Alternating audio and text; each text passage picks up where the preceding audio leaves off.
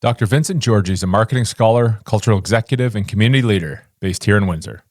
He serves as the executive director and chief programmer of the Windsor International Film Festival, Canada's largest volunteer film festival, attracting more than 45,000 attendees annually to Windsor-Essex.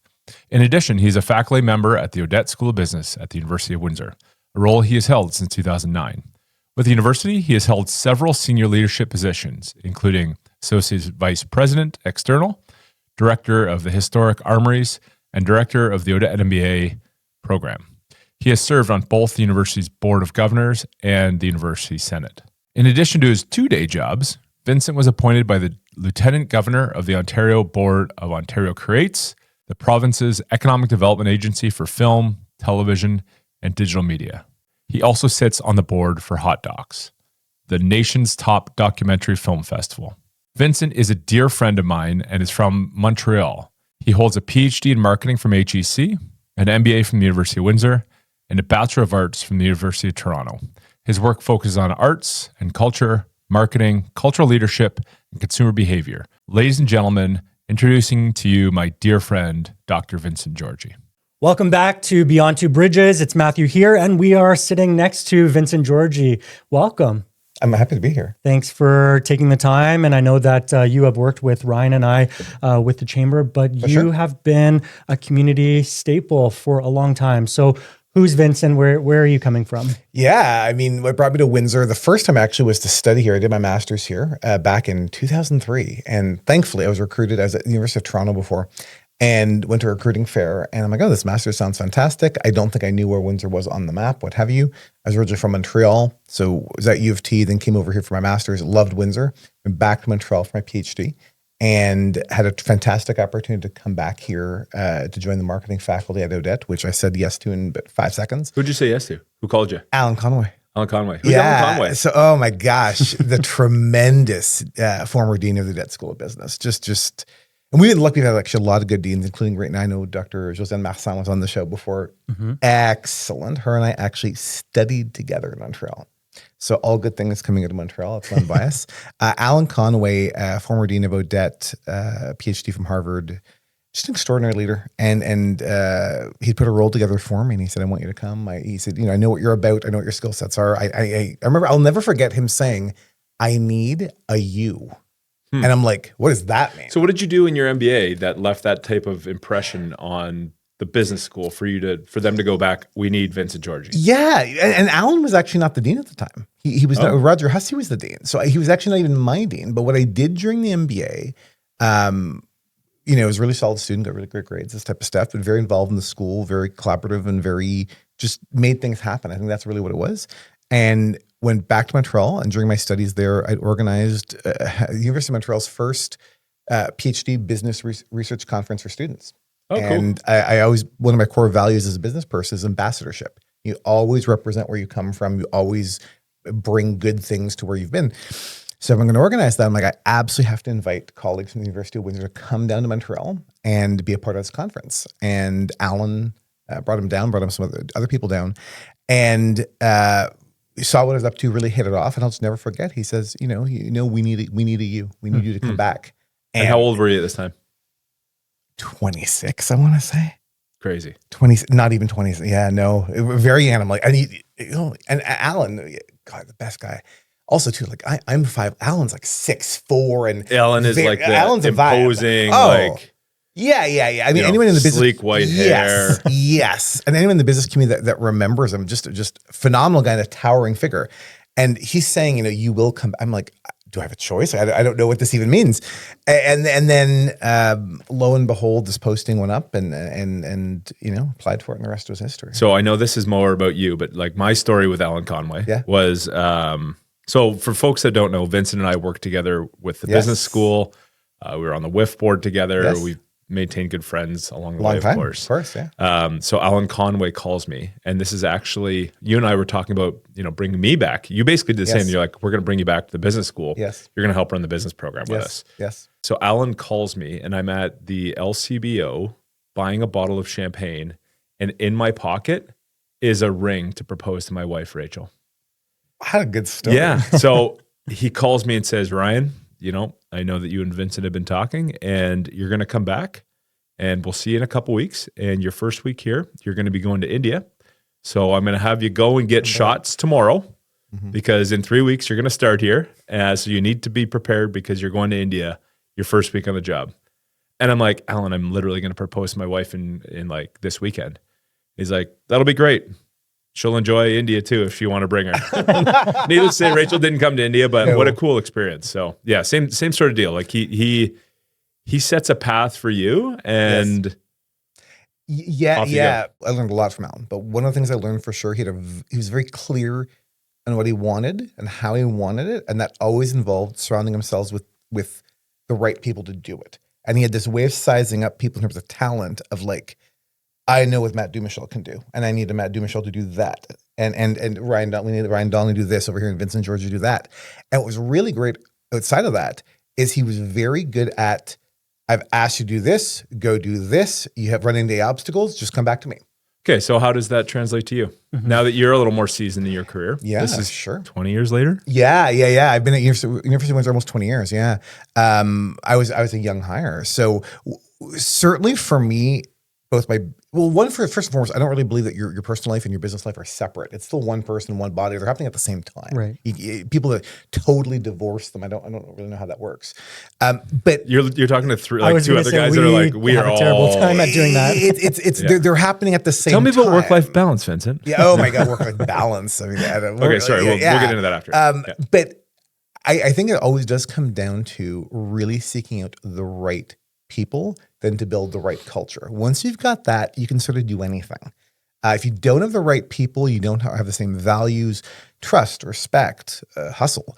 If you're not aligned on that, I don't know that much can come of that. So for me, on anything I've done, I always tend to triple down on the people part, the selection, the identification of people, finding the right people, like that part. So whether it was recruiting for the MBA program, whether that was hiring people at the university, hiring people at WIFF, I would always go intensively on the people part to get the right people. Once you've got the right people, I think actually anything's quite possible. But I think that's the part that you never underestimate. And any business person come and say, oh no, the people is the most important. Of course it is. Obvious it is. But I'm talking really seek out talent and build trust and really sort of know what that person brings. I remember actually recruiting for the MBA program. And my PhD is in marketing, so I understand what recruiting is to an extent. I'm like, okay, you pick people and you bring people around. Once I sort of got my head around that, and Ryan and I, Ryan was in my first cohort, and then I put together several other cohorts with Ryan because Ryan worked on my team. Once I got my head around that recruiting was casting, then I completely understood what it was. Because I'm like, it's not just bringing in a student, it's bringing a student in the context of the other students and how can they play together and what they bring out each other.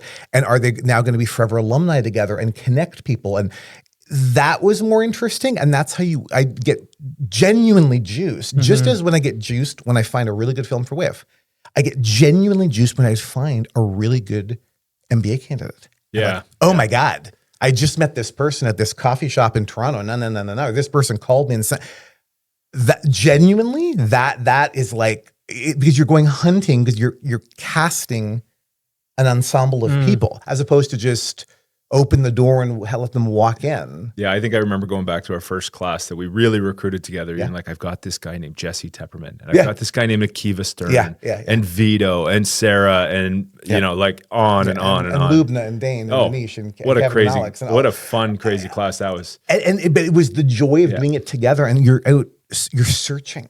Yeah. And you find these people in all sorts of different circumstances. That's exciting. And actually, that's for me, it's absolutely the same muscle memory of searching for good films for WIFF. Yeah. But then back to the people part, it's the whole thing. If you don't have the people part right, nothing can come of that. When I think of my leadership with WIFF, one of our mantras is our drama is on screen. So one of the core factors there for us is we're a very hard charging team, a very strong group. We've got 5 full-time employees and probably about 30 seasonal workers and then hundreds of volunteers. But we're always really seeking out the right flavors and people to do really good work very hard together, work very smart together, but not get lost in the silliness of the conflict of things. We just don't do it. And I think if you put in so much time into getting the right people in place, you just press play after that. To be honest, I feel really strongly about that. So even though my training is not in HR or any of these sorts, but it's if you want to, and Ryan can attest to this, if you want to see me at my generally toughest, me on an interview panel or a search panel, I'm certainly at my most stringent, because I really think you've got to seek out the very best, and you've got to keep searching, and you shouldn't stop and settle on someone. You got to go and find someone that really you think is going to align, and that you can trust and you can work with. Yeah. I mean, this is a great segue, because you've talked now a little bit about the program at the university as well as WIFF. What does the day-to-day look like for Vincent? Are you in meetings in the morning and then whatever, or is it like honestly a mixed bag? Every day is different. Honestly, every day is different. I mean, broad strokes. Are you in lots of meetings? Yes. Are you on lots of email? Yeah. I mean, I would certainly receive on an average day 100, 150 emails on any given day. And then if you go to peak season for the university or peak season for WIFF, it's more. And you're answering every single one of those emails? Don't Matthew's looking at me because like I get hundreds, if not thousands of emails sometimes. And I'm not the best at responding sometimes. Yeah. And so Matthew just kind of little dagger right there into me. Right, just right, a little right, twist. Not at all. Little twist. No, I mean, you try to manage it and try to get into some shape or try to pass things out. Like you have to manage your inbox. But that for me has always been, there's days, I don't know about you guys, but there's some days I feel like I'm a professional email writer. Sure. Just the sheer volume of it. It depends. I'm the head of the film festival, and I'm directing right now our managers and professionals MBA, our full-time MBA. I'm advising the deanship. So the nature of emails coming my way often are not clerical. They need fulsome multi-paragraph responses, and that's, you got to spend some time. But yeah, I mean, it's a lot of outreach, a lot of meeting people, a lot of the interpersonal pieces are always have to be really, really strong. Thankfully, it's something that's always been pretty comfortable for me and fairly natural. But there's a lot of outreach and meeting people in that too. So full-time networking. Yeah, it's all the time, and even like big picture, not to get philosophical. I don't actually believe in the concept of networking. I don't, because networking is just have a personality. One of those, just if you are respectful to people, interested in people, and interested about them as well, that's daily life. That's why I've never, this is my own thoughts, like anything that's too networky. Oh, come on. You love the Chamber of Commerce events. Yes. Thank you, Vincent. Yes, I go all the time, 24/7. No, but I don't like something that's too manufactured that way. I'm like, just meet people, like just talk to people. It's not networking will be from 5 to 6. What do you think people think about after they've met you? Well, let's back up. First, do you think that you're intimidating? I've been told I am, and that always surprises me. Because you have some serious star power in our community. Oh, God. How do you feel about that? You're the leading man. Yeah. You know what? I've been told that more than once from business colleagues. I'm not intimidated by you at all. No, thank you. But I probably was at some point. But even friends eventually became friends. They're like, and that's the one I probably struggle with the most, because it's not you. I don't get it. I don't quite get it. All. I don't quite get it. I try to be a friendly person, try to be warm-hearted, and also be authentic. But yeah. Anyway, that one's a weird one for me to answer, but I've definitely heard that more than a few times of like intimidating. Like, why would I was actually leaning in a bit heavy on the MBAs last week on something, and then one of the MBA reps came up to me after, and they're like, the class is a bit scared of you. I'm like, why? Yeah, but I tried to get them scared of me too at the beginning. Yeah. Just the beginning. They should. Just a little. It's your intention. And you, Ryan, all 7 feet 12 of you. You can be intimidating.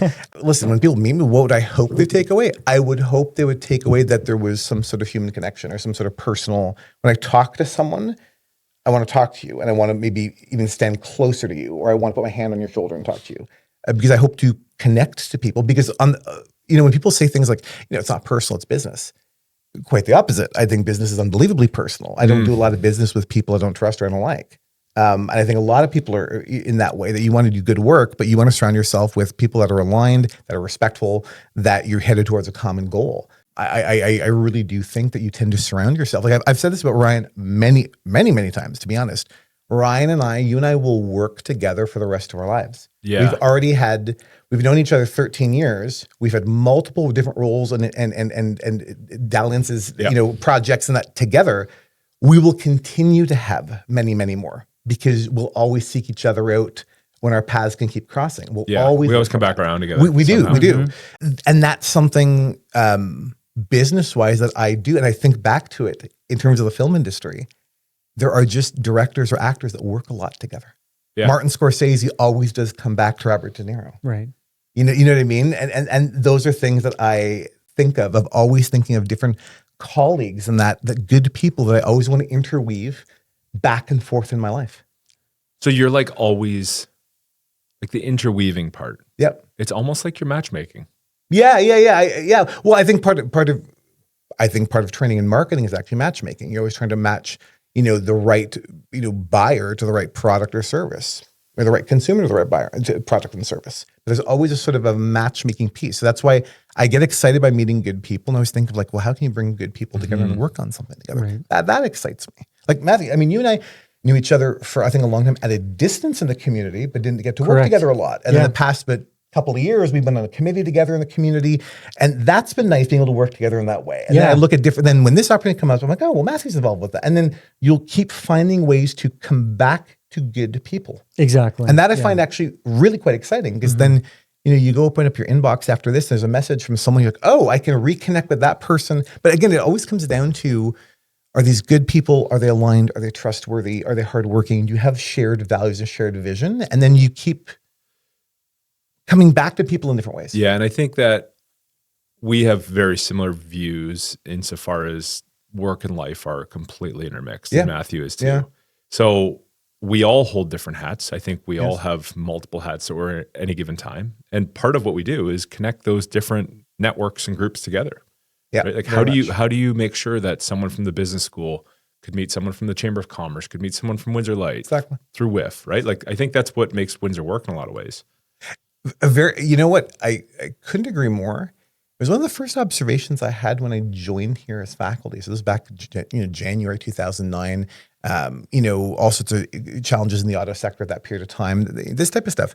I was amazed at how organic the collaborations were in Windsor. That because everyone sort of knew each other and liked the idea that everyone knew each other, I found the barriers to access and the opportunity to collaborate far easier here than in cities like a Montreal or Toronto where I'd worked and lived.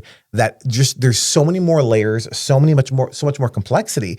Here, there was this immediate sort of everyone sort of knew each other and wanted to help you connect to that person quickly. Like even like right now, in this very moment, the three of us put our iPhones together.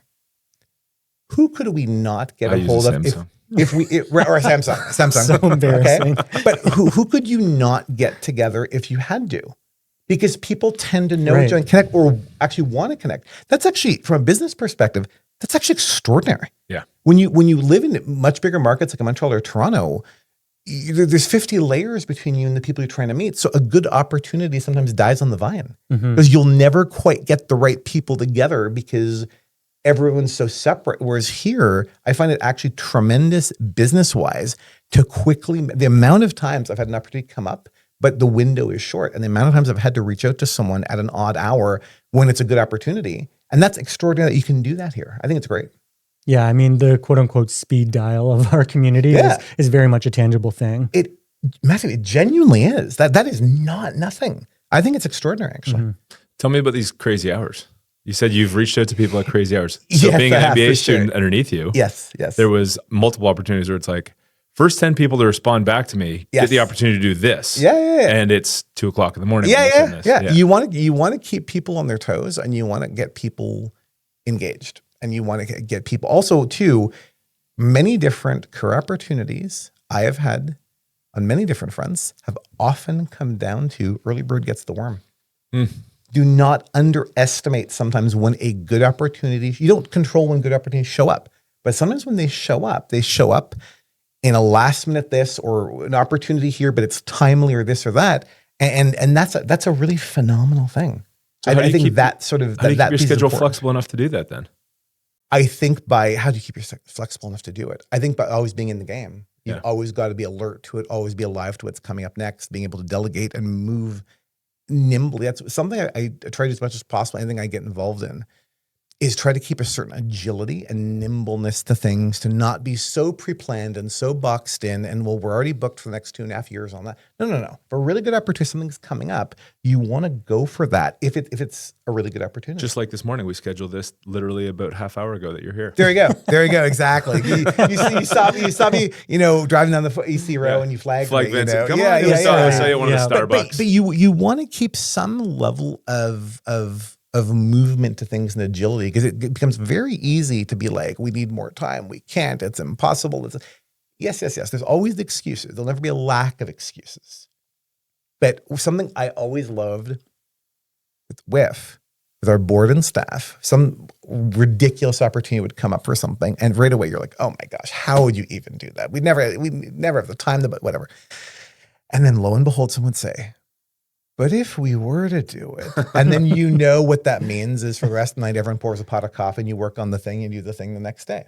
Right. And that can get, I think, certain successes. Mm-hmm. Yeah, I think I want to leave the conversation right there for a moment, and take this as an opportunity to pivot into something else, which our viewers, our listeners are very familiar with, which is our Windsor Iconic, because now we've talked about a few projects that you work on that are community involved, but Windsor Iconic is another big staple within the community. We were going to put Vincent Georgie as one of the people of the Windsor. Oh my gosh. True. Yeah. You were in I would have been consideration. eliminated so fast. Yeah, you're going to be in the play-in between Bob Probert and Vincent Georgie. Fantastic. Yeah, they'll have to go for Windsor Iconic Volume 2. Oh my gosh. Yeah. But yeah, Vincent's glasses. My glasses probably.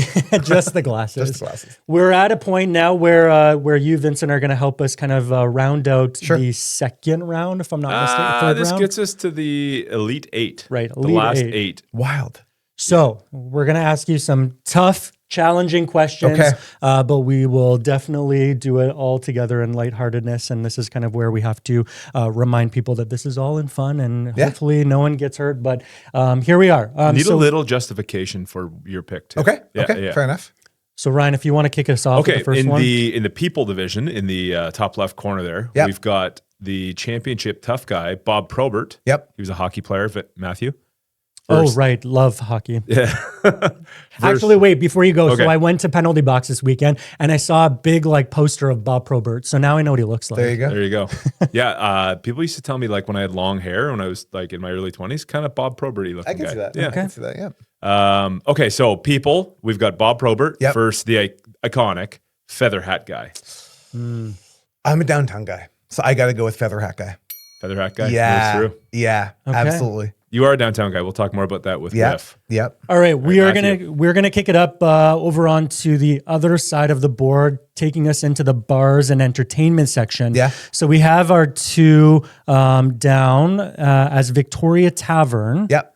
Or Cadillac Jack's. Is Victoria Tavern the one with the signs outside? There might be ladies and escorts. Yes. Signs, some neon moments. Yeah. That's kind of iconic. I think that actually, because I remember noticing that when I first moved here. I'm like, are you serious? So I would say go with that. Yeah, Victoria Tavern. Okay. Yeah. Victoria Tavern takes it. All right, Matthew, why don't you do the bottom left and then I'll ask the last one. Perfect. Okay. Well, then I'm going to have to come over here because I can't see exactly where we're at. All right. We are at, Ryan. Bob Lowe Boat. So it's the Mobility and Transportation Division. Okay.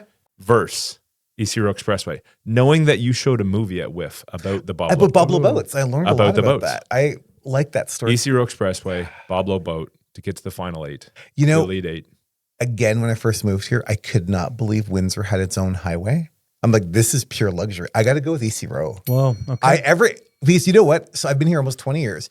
Every time I'm on the EC Row, I always think, aren't we lucky to have this? I genuinely think it's extraordinary. Well, I just can't believe it's almost too good. I say EC Row. I'm a big EC Row person. It's even better when there's not construction blocking some of the lanes. So we're in a good spot right now. I'm saying EC Row. Okay. Okay, and this one, I think I know the direction it's going to go, but you could guiding the witness. You could really throw a loop in things. Right. So in the miscellaneous division, the bottom right. Yes. We've got fish flies that took out Lake Erie perch in the first round. Yep. And the Windsor International Film Festival, do you know anything about it? Took out Leamington tomatoes to get the battle between fish flies and WIFF. Vincent Georgie, Executive Director, Chief Programmer of WIFF. What are you going to go with and why? Well, I have a lot of love for fish flies. Said no one ever. Yes, I know whatever. So that being said, oh, absolutely, whiff all the way. Whiff for the W. win. Whiff Done. for the W. Whiff for the win. All right, so I think that brings us to This the is Elite very Eight. fun. It's Elite fun. Eight. Oh, yeah, we're Very keeping it fun. light. I like the idea of it. All right, why don't we kick it to the break? Perfect. Well, thank you, Vincent, for that. So after this short break, we will be back to do a little bit of taste of the region and to get back into more about Vincent. Awesome. We will be right back. Running a small or mid-sized business is no small feat, and taking care of your team shouldn't be complicated. That's where the Chamber's Plan comes in.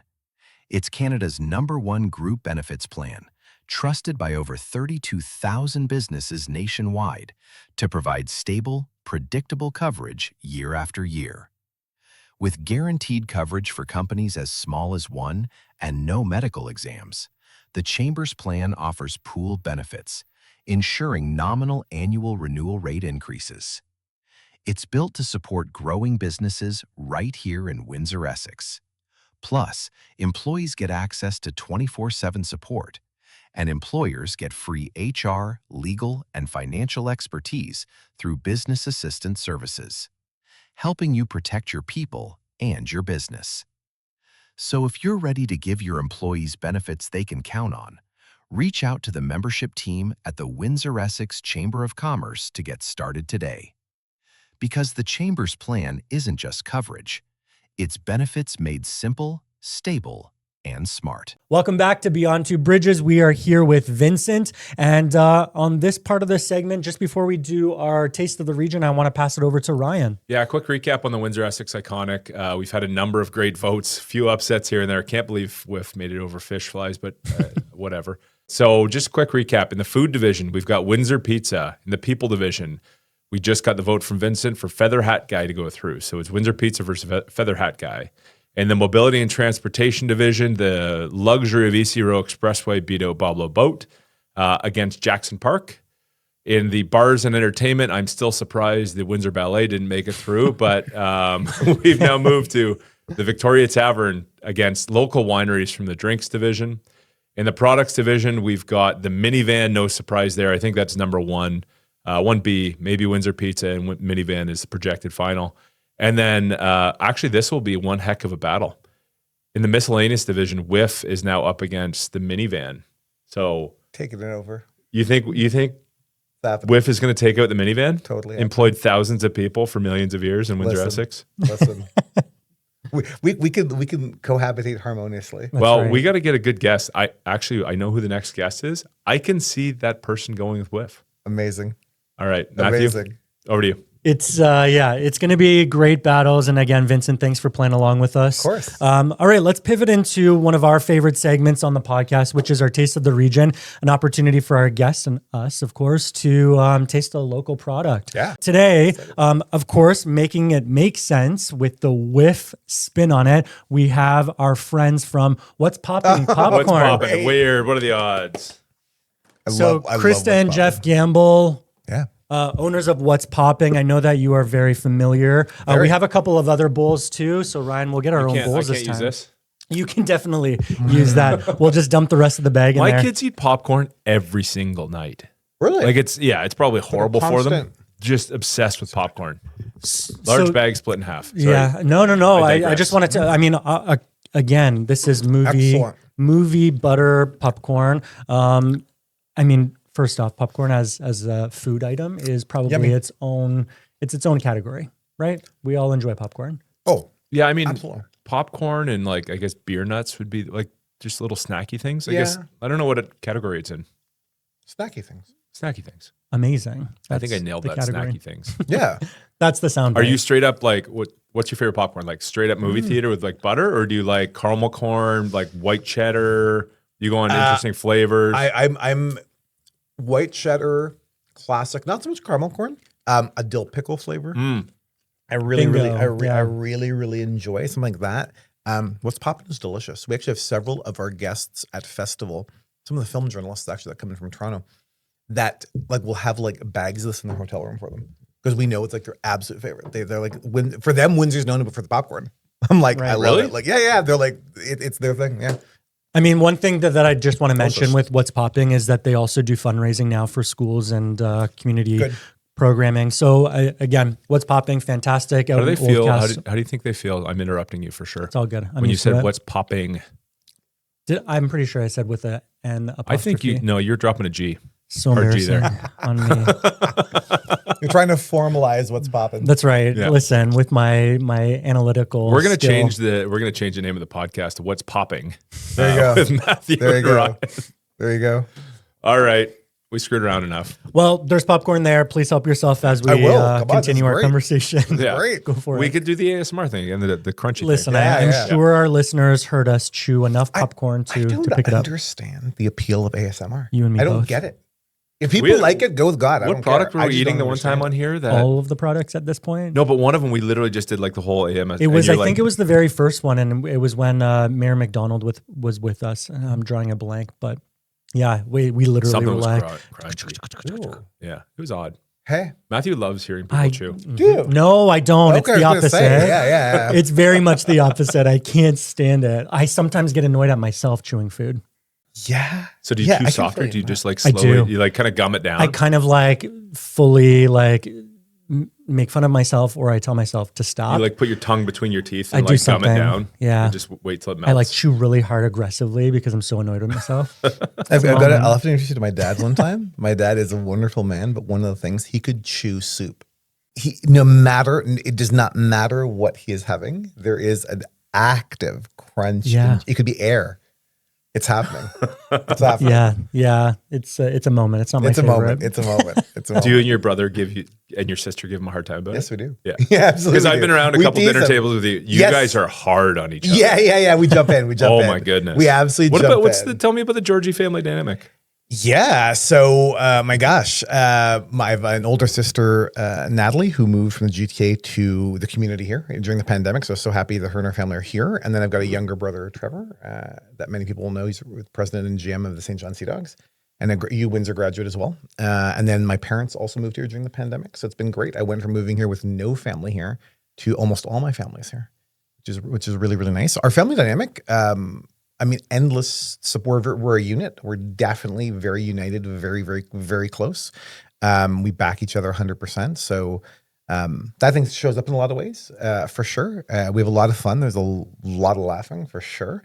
A lot of joking. But just very, very, very, very close and tight knit and supportive. You have your disagreements and this type of stuff. It's a family, but definitely a very cohesive bunch. Sort of when one person does something, everybody shows up. Like, we're a very, very show up for you type of family. And you and your brother planned your sister's wedding in a weekend? Yeah, we did. That's right. Oh, good story. Yeah. Our sister got married nearly 20 years ago, and my brother and I were planning it for her and pieced it all together in about a weekend. And the night before the wedding, we still hadn't figured out our speeches, and we were the masters of ceremonies, this type of stuff. And a through line with certainly my brother and I, we don't like platitudes. We don't like bad speeches, boring speeches. We've all been there before. There's a speech happening. You're like, why is this speech happening? Or this is not very good. Or why is there a podium?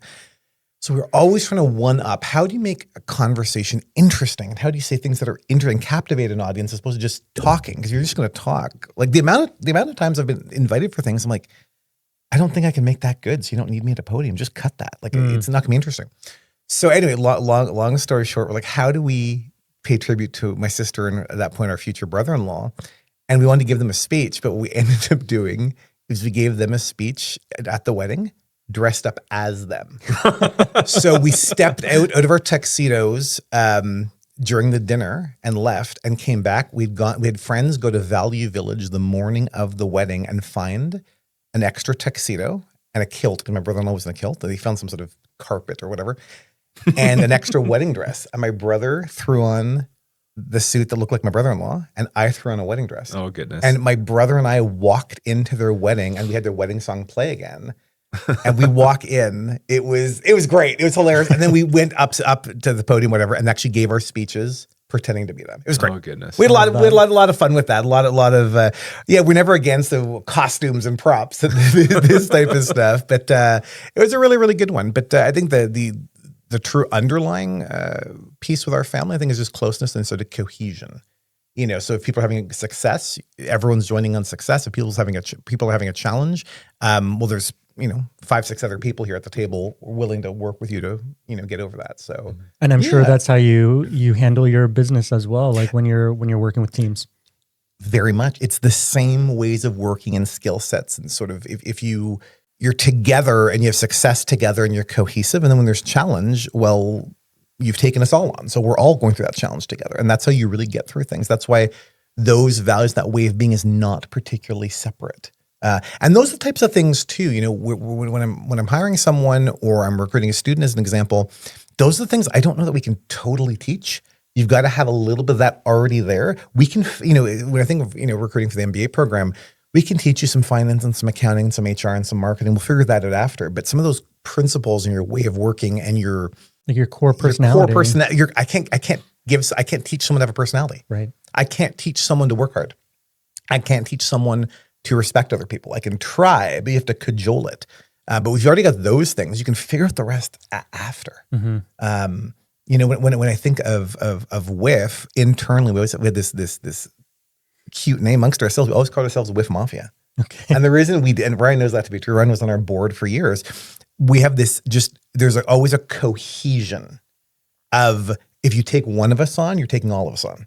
And so whatever challenge you have in the year planning the event or in the 11 days running a major event, which is wild in and of itself, things come up. But when something is going wrong over there, everyone heads over and it's like, okay, well, it's all of us. So like, what is this problem? And like, we're all gonna tackle it. Yeah. And that's very, I think, comforting at times, to be honest. I think it's good, that team atmosphere. No one goes at it alone. No one can have business success alone. It's not possible. But if you start, leaders, in my view, leaders help other leaders lead. It's just a collection of leaders, and when you're working on stuff, if I've got a good idea and I'm coming to this meeting with both of you, but the minute I think Ryan's got the better idea, throw the ball to Ryan. Let's back Ryan on that. I think he's in the right direction. Suddenly Matt's onto something. Let's go there. That it's absolutely how I approach things in anything that I do. I'm going to try to contribute to it, but I want to back other people at the table. And if they're onto something good, let's back them. I do not like, on the flip side, what I really don't like, or types of people I would not seek out to collaborate with, people that are super territorial, or it's my way or the highway, or everyone's trying to get a win and they're going to vote against your thing because you got your thing last time.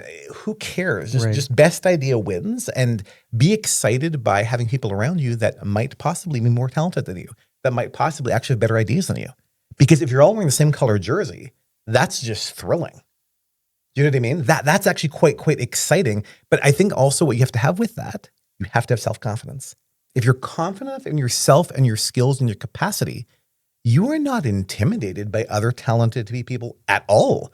It is actually quite the opposite. You look at other people, you're like, wow, I'm so happy he's on my team. Mm-hmm. Isn't that great? I think people that lack self-confidence personally take that into the workplace, and then everything becomes a threat or putting people down or this or that. But when you're really confident and if you've got a proper culture of wearing a same colored jersey, you just look around and you are thrilled by the talent in the room because you're united.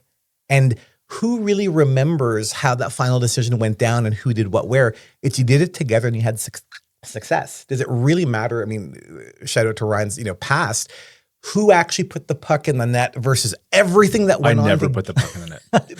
I'm glad you took the joke yourself, because I was about to. No, but you can support. Look at my stats. Everything IMDb, around hockey that. date. It's terrible.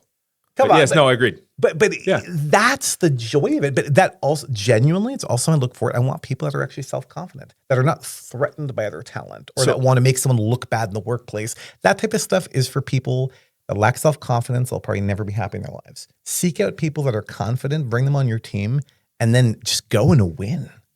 So the average film festival lasts less than 2 years. Yes. WIFF is going on 21? 22. 22? Yeah. Sorry, I have the 20th anniversary edition still in my room. Lasting success. Yeah. You're 20 years longer than the average film festival. Yeah. What's the business model that you've implemented, other than the incredible people, that you say this is why WIFF is working? I would say two things. One, big vision, like where are we going? What are we doing? a trajectory towards growth, a trajectory towards quality, towards industry participation, through tourism initiatives, like knowing where you're going and not being small on where you're trying to go. And by having a big vision that can excite people and that people can get behind, with enough work, people want to contribute to it. WIFF is a ton of work. WIFF is probably the hardest thing actually I've ever done in my life. It's no matter what level of work you think it takes, triple it, quadruple it. Like it's I'm shaking my head because you actually I know, and that's back when we had an operational board. Yeah. Ooh. I remember New Year's Eve finishing a grant because it had to be due that night. Yep. It's a ton of work. So one is having a big vision. I think the second piece is that's been a really good model for us has always been that WIFF has truly been run as a business. It's been a not-for-profit business and a charity, but it's done all with business principles of a certain fiscal responsibility, being judicious, examining issues, managing risk, like these types of things is ingrained in the organization. So it's actually how we operate. And I think by always having a vision for the future and being bolted down daily, that's why we're here in year 22. You know, at our anniversary 2 years ago, I was on stage and I said, the next 20 are our best 20. And I firmly believe that. And that as sort of a guiding light for the next 20 years, we're focused on everything that makes the next 20 years of WIFF the best. The last piece, I think the magic dust in all of this, I fundamentally believe its success is due because it's been built by your friends and neighbors in Windsor-Essex. It's not been this traveling show coming in from elsewhere or Toronto telling us how to do things. WIFF was built by people here, and we are proud of it. I'm always amazed the people that I will meet that love WIFF that are not loving it for the movies. I'm like, well, then why do you love it? And they're like, well, I love it because I'm proud of it because we built it. Or I love it because all the businesses do so well. I like it, the tourists. Or I love it because fill in the blank. Yep. It's amazing to me that community pride comes from sort of like, you make the comparison in a different way, like the minivan. We made it. It's ours. So any success WIFF has at any degree, as we're getting accolades and these types of things or big audiences, Windsor can look around and say that's because of the work of people in our community. I think that really matters. I do. Yeah. And then a look behind the curtain, I guess, is, the last day of WIFF in this one particular year. Yep. When do you pick up the ball again and you start planning it for next year? The next day. And I don't mean that as a joke. I mean, as truth. You go right back into it. Physically just to tear down the event takes a couple of days. You go to sleep for a few days, then you wake up, you do your debrief, and off you go. It really is. It absolutely is 12 months. And when you also plan an anniversary year, 22 means we're headed to our 25th anniversary. An anniversary, you start planning like a year and a half out because there's so many different special things you want to do and commemorative things you want to do. So you do it. But when people are passionate about something and they believe in it, it is unbelievable the work people put into something. It's extraordinary. I think it's extraordinary too with our volunteer base. So we have about 300 volunteers during the festival. We have volunteers that are retirees or students. That makes sense. We have volunteers that take their personal vacation time to volunteer with. I find that extraordinary because people are proud of it, are into it. We have more volunteers than we have spots. No, but it's such an honor and there's something magical there. And I think people can be proud of it for so many different reasons. On average, how many films are shown during one season of WIFF? During one festival this past year, we had 231. Okay. And then during the year, we did another about 50 or 60 films. Yeah. So it's a lot of films. From the latest stat, I believe our last edition, we showed the most feature films of any festival in all of North America. More than TIFF, more than anything else. Yeah. More than Sundance, more than, wow.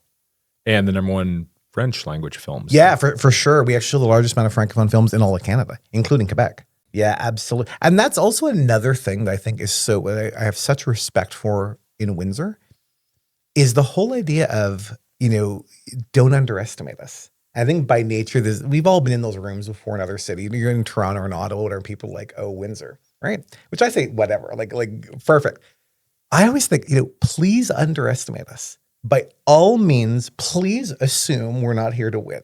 I love that for you. I want you to assume we're not here to win.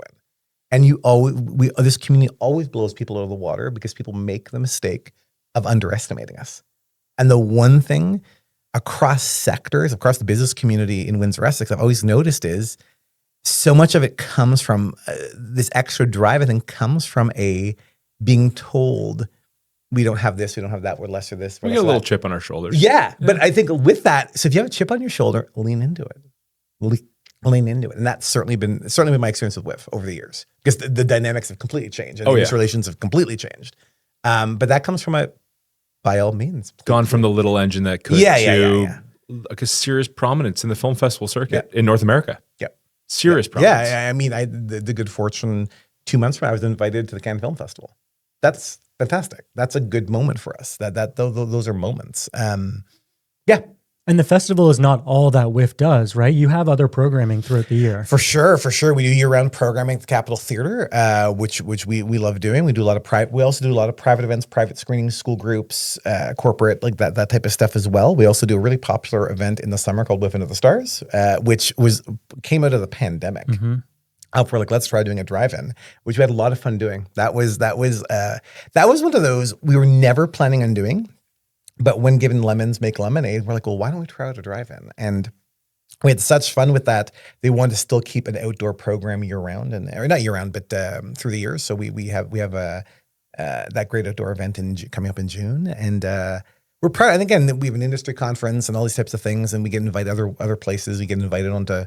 I was a judge at another film festival in Canada a few weeks ago, and there's different opportunities like that are pretty fantastic. How many films would you say you have watched in your time with WIFF? With WIFF on its, oh my gosh. Let's go with average year. How many movies are average year, I'd clock probably at 620, 630. Couple a day. And you're watching the full film. Yes. If you don't watch the full film, you don't get to say you've seen it. Right. Okay, we've seen film. You said film like 4 times in a row. I have to ask because my buddies give me the gears. Film versus movie. What is the difference? Okay. Factually, there is no difference. They're just two different words. I call everything a film because they're films. Okay. Yeah, but you don't watch movies. I mean, it's the film industry. It's not the movie industry. It's the film industry. But the thinking behind the difference is a film is meant to be more high-minded or what have you, and a movie is meant to be purely a purpose or entertainment. Which I don't see the difference in both, because all films should still entertain you. You know, and all films should be relatively high-minded. I don't see the difference. Disconnect. What's your favorite movie? No, see, we've already talked about this. I know, but okay, so what's your favorite movie? And Vincent's going to say, is it a film or is it a movie? Yeah. Mean Girls. See, okay. I like that film. I call everything a film, but we showed Mean Girls at its anniversary back in 2016. We did a special screening of Mean Girls because it's a great film. Perfect. But big pictures are considered more of a movie, if you will. Yes. But in terms of pop culture, that film has stood the test of time. That film is not a trivial film. Perfect. What about a movie like Anchorman? Yeah. Like a Will Ferrell movie? Yeah. I think they're all films. Okay. They're all, because they're good. That's the thing too. Like a good film doesn't just have to be something that's very high-minded and going to win 25 Oscars. Comedies should be good films, and rom-coms should be good films. They don't get a pass for being bad. We've all seen comedies that are just not funny, or an action film that's not exciting. That's not good. They still got to be good. What's the worst movie you've ever shown at WIFF? At WIFF? Oh my gosh. Some are purposely bad. Yeah, for sure. So if I think of our Midnight Madness selection, every year we show the film The Room, which is considered the worst film of all time. And we show that every year. We have a lot of fun with it. The film's incompetent. It's so much fun. It's so much fun. And people engage in the screening. We give them props. You yell back at the screen. You throw spoons. It's a whole thing. You look it up online. Have you been? I haven't You gotta been, go. no. We talked about it this past festival because I was going to go, but It's quite a You might want to have a couple audience. drinks before you go. Yeah. It's like have a couple drinks. It's like midnight on a Saturday. That actually is the other thing that's nice. All our venues are licensed. oh, even better. Yeah. Adds a little bit. So this obviously segueing directly into programming. Yeah. How do you make the calls? You are the chief programmer. I remember you getting that title and you pushing hard for that title. Yeah, absolutely. Because it's very important. Yep. Tell us about the process for selecting programming for festival. So first thing out of the gate, it can't be personal taste. Programming has to be divorced from personal taste. So that's where I find programming easy sometimes, because my training's in marketing. So it's not just about products or services you like, it's about for your audience. So first thing is, it can't be a personal taste. So you're looking for a film that is trying to do something. So I don't criticize or compare an action film to a rom-com to a documentary because they're not doing the same thing. So you have to take every film where it's at. Okay, so you as a programmer, you've got to start with by loving every film. So every film I watch, when I walk into a theater, I get a screener and watch it at home, the very first thing is, I hope this one's great. Oh, you have to. That's the job. You're there to be the film's fan. And you start, and then you like it until you don't. Or hopefully you do like it, okay? So keeping an open mind to a film, not criticizing a film for what it's not. Imagining how an audience might react to it, might respond to. Sometimes you try to tap into topical issues where film is at. You want to meet a moment. You know, what is going on in the world right now? Are there films that will speak to this? So you want to think of that. You want to think of many flavors. You know, for me, WIFF is for everybody. It's if you hand our program book to anyone in the community, they're like, there's nothing I want to watch, we have failed. We run 4 screens at a time downtown. We have over 300 different screenings during the festival. If someone's telling me they can't find anything they want to watch, I blame us. So how do you balance each theater? Yeah, so you think of each theater in terms of size. You know, the Chrysler Theater is 1,100 seats. The Armories is 130. So some of it's based on, you know, audience size. But I try to have at every time slot when there's 4 different films playing, try to make sure it's 4 different genres. Okay, so I have a comedy and action film, a super heavy drama, and a kids film all playing at the same time. So you don't want to cannibalize your audience, and you want to keep it in a way that once people leave the film, the next time slot's not started yet, so they have all new films to pick from, and it keeps people down there and consolidated. That's why also, for the many reasons we love being a downtown festival, you park once, you're there, you go to films, you go to many films, you go for drinks, you go see your friend, you go for a bite, you stay around. You know, the minute people are getting back in their cars, they're going home or going back into their regular life. And the magic actually of a film festival is keeping people in a bit of a bubble. That you're seeing a movie on a Sunday night, you're grabbing drinks with your friend on a Monday afternoon, and by afternoon I mean, you know, 10 a.m. Like all this type of stuff. That's sort of the beauty of it, and you want to give people an experience that way. But the selection of the film is always hard. This last year, I selected 231 films. Listen, I at one point we're at like 250 or 260. I had to cut like 30, 40 films, and we just don't have room for this. You're just at that point just cutting great films. You're like, I just don't have the room for this. But that's a wonderful problem to have. The programming of the festival is like painting on a giant canvas all year, and I'm never quite sure when it's done. You sort of look back at it one day, and you're like, I think this is what it is. We play all different colors, and some years there's a lot of one color and less of another, and other different shades, and you keep working on it. That's why I find actually programming, there's a huge marketing piece to it, which I love. It's my training. But then also there's an actual creative piece. Like by the time I'm done the programming, I feel like I've maybe written a script or written a new play or something. Because it's this complete artwork in my view of like, okay, WIFF 2025 was that. And that's what the films were. And that's what we said to the world. And it's very sad. It's very sad. It's a lot of work. It's very satisfying. But on the back end of that, what people don't know that goes on to programming. You know, I negotiate all of our contracts, all of our terms, all the filmmaker relationships, the distributor relationships, the sales agents relationships, all those types of things go on with programming too. It's not just, programming is not watching a film like, oh, that was good, done, you're a programmer. Not at all, actually. It's everything to make sure that film physically shows up at your festival and goes on screen. So yeah, it's a lot of fun. It's definitely a lot of fun, but also a lot of work. Another great thing that I think that the festival does is activates the downtown core. Totally. And I know that the downtown core is really important for the festival, but why was that decision made? Why does the downtown space make the most sense for WIFF? WIFF was born in the downtown. WIFF was created to be an economic driver 22 years ago of some off-season event in the fall that could bring people downtown. That's where WIFF was born. So I think that's an important piece. You want to have your great theaters, which we have with the Chrysler, the Capitol, and the Armories. You want to have the restaurants and bars all around it. You want to keep it walking distance. You've got the proximity to the water, all this type of stuff.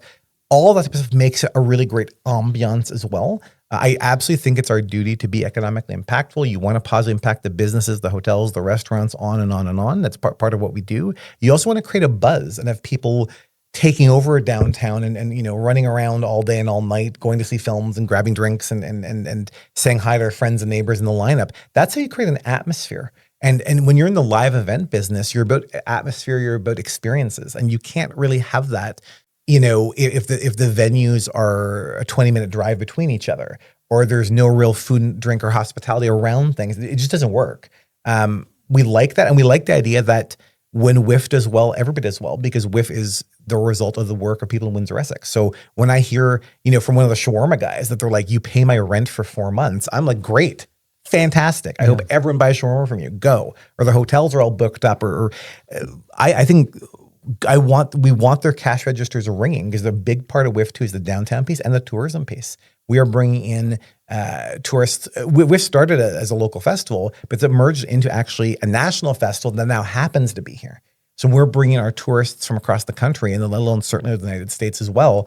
It's fantastic. And actually on the Detroit side, we doubled down the past year in our investments in our Michigan campaign, and also working with excellent partners cross borders, had screenings going on at Campus Martius, and actually will only integrate Detroit more into the festival. Shout out to Eric Larson, DDP. Oh my gosh. What a jewel. What a jewel of a guy and a jewel of an organization. Oh my gosh. But more on that to come, and all of that to the benefit of bringing Americans over to Canada to spend in Canada. That is the goal. The goal is not to spend in the US. The goal is to encourage our siblings cross border. Come on over. We will host you here and come enjoy something wonderful that Windsor's built. Yeah, it's huge. So I've had a peek behind the curtains, and I know let's just keep talking. Go. We'll stop when we stop. Talk briefly about risks. Yeah. And programming risks, and the taking of programming risks, and the thought around that. Yes. Can you give the audience, our audience, a peek behind the curtains of what you think about as these risky films, risky events, risky, because they happen. They do. And how do you make the choice, or how does the board make the choice to move forward with these types of things? Sure. So, and maybe if you can give like an example of one, maybe I can. That'd be great. Sure. So if I think of, when you're programming a film festival, you're trying to, amongst other things, entertain people, but also be part of a conversation on issues of the day, what's sort of going on in the world. Well, what's the theme that Mark Walscariel says? The end of the film is the beginning of the conversation. Mark founded this festival, and that was one of our mantras that we've always stuck with. The end of the film is the beginning of the conversation. So even when we want to show a film that's much more of an entertainment than anything more, we don't want people to forget about it 2 minutes later. We hope there's something in that film they want to talk about. And certainly when we show some films that are more dramatic or more serious or true to life, documentary, they might be tapping into something tangible going on right now. And you want some of that in the festival. Otherwise, are you only going to show just pleasant films that people clap and leave? You've got to have some stuff that has a point of view. And as far as WIFF goes, we're not there to tell you something's a good film or bad film. Here's our selection. We think these are interesting films. You see it, then you, by all means, please make up your mind about this. Please talk about it. Please think about it. Please discuss. Please debate. Please perhaps change your mind about it. You want that type of stuff. Otherwise, it's just purely entertainment for entertainment's sake. And you want to have some films that push. So I think at this past year's festival, we showed a film called Shamed. So that was about creeper hunter Jason Nasser, accused of ambushing hundreds of men that were attempting to meet with him on the premise of him being a minor girl. And there's a whole sexual assault piece to it, a whole pedophilia piece to it. Very complicated film. People have complicated feelings about the story. People have complicated feelings on Jason Nasser. And we saw the film. The film is really meaningful. The film is predominantly all shot and in Windsor, with locales and scenes of people from this community. And we saw this and we're like, we have to show this. This is a conversation happening probably in the corners of the community right now that we need to actually have more fulsomely around. So for us, we didn't debate showing the film at all. Not at all. Really not at all. We just think of how can we responsibly show it? How can you do it safely? How can we create a meaningful conversation around it? And we did. So our team is pretty experienced at, how do you handle screenings where there could be volatility, where there could be media tension, where there could be some heat or whatever, and you plan accordingly. But I've got to say with a lot of pride, it doesn't dissuade us to actually have us think of not showing it. That's never the question. We got to show things responsibly, And again, once people see something, they're of course, the audience will make up the mind on what they thought of it, what it's good, it's not, it's silly, it's wonderful, it's garbage. That's up to the audience. Absolutely. But you can't shy away from that. And I would say certainly what's going on in our sector, so many film festivals around the world coming under attack for showing this film about this, and this is tying to this global issue, and on and on and on. At the end of the day, you're also showing art. If you don't want films that create a reaction or stir, you're in the wrong business. Mm-hmm. You actually are. Get out of this business and just go build, I don't know, some monkey bars and a merry-go-round and open a public park. No, but honestly, like what sector are you in? You know, to seek out controversial films for the sake of controversy, no, absolutely not. That's ambulance chasing. I think that's really low end. But when there's a meaningful film that's on the table that is complicated and people have difficult thoughts on and might, gets people, a little bit uneasy, I'd actually argue that's why we exist. That's why we're there. And then you purposely package it with a question and answer period and a discussion to kind of talk through what's going on here, and then let people who are all adults with a great audience make up their own minds and decide what they think or not afterwards. We're not there to convince you something is good or not. We're presenting something. Here's what's going on over here. You do what you want with that. When can people start purchasing tickets for the 2026 festival? Yeah, we will start selling. We'll start launching right after Labor Day. Okay. So tickets, we've got a pretty long sales cycle, but right after Labor Day. And then we have announcements like every week leading up to festival, which is this year, October 29th to November 8th. And where can people find you online? For WIFF, it's windsorfilmfestival.com. UWindsor is obviously uwindsor.ca. I'm only on X. It's one of those things. Controversial take. Yeah. And the other reason I've audited years ago, I was attending the Oscars and I was paid to be on the platform. So I'm like, okay, I'll open up an account and do this. It's fine. People are like, well, why aren't you on social media more? Anyone that's spent 5 minutes with me knows I really value authentic in-person communication. And for me, social media is the antithesis. I understand as a marketer the benefits? Of course I do. For me, anything that's not in-person, authentic conversation, it's just not who I am. If people want to talk to me, we'll meet in person, we'll talk, we'll sit down, we'll have a cup of coffee, we'll talk on the phone, we'll text. I don't like a super mediated conversation. So that's why I'm only on X. All right. We got a couple more questions. I have to ask because I'm just actually fascinated. Yeah. As it relates to the festival. Yes. What's been your most proud moment? The proudest moment I had at festival, being on stage with our team at the 20th anniversary and saying, for sure I'm not a scripted person. I don't do notes. I don't do any, it comes out of me. And my speech always sort of comes right from the pit of my stomach up through my mouth. And saying the next 20 are the best 20 with absolute conviction and knowledge that it's true. I was proud to be there with our whole team to know that we're headed into the best years of this festival. That's proud because the only reason that's humanly possible is because the collective work of dozens and dozens and dozens and dozens of people. And I'm very proud of that. Last question we ask every guest. Yes. Unless you want to keep talking about other things. Whatever you want. I'm good. Let's talk. And I think this is important because this is Windsor needs WIFF and WIFF needs Windsor. And it is definitely a highlight on the community calendar every single year. Yeah. But what does Windsor-Essex look like in 2040? 15 years from now-ish. Mm-hmm. What does Windsor look like? What do we need to do to get there? And how will WIFF play part of that? You don't necessarily have to ask the last part, but... Yeah. I think for 2040, I think we're bigger. I can see more population here. I can. I can see more industry here, even more than we have now. I can see that. I can see more transplants from elsewhere in Canada being here. That makes a lot of sense to me. I see our relationship with, by 2040, I see the relationship with the US being the strongest it's ever been. And I see a whole new generation of people being here by 2040. That there's conceivably a whole other clan of people that are here or born here. You know what I mean? That will be quite different. But I still think Windsor's heart and grit will definitely be here in 2040. That doesn't go away. Those are just who we are. Mm-hmm. And that should never change, actually. WIFF's role in all of this is be a champion of this community. I think that's really what it is. Where we're headed the next 20 years is we want to be what Windsor is known for. When you think of Windsor, you think of its film festival. We want that's that. one of your North Stars for, it is. For WIFF. It absolutely is. It absolutely is. And being proud of where we're from and who we are. I mean, this has been a riveting conversation. Honestly, thank you so much for joining us. It's a pleasure. We learned a lot today. We learned a little bit more about you. Yeah. You helped us bring up the top 8 for Windsor Iconic. Exactly. And I believe that this conversation is definitely going to be impactful for the community. So thank you. It's honestly a pleasure. Thank you.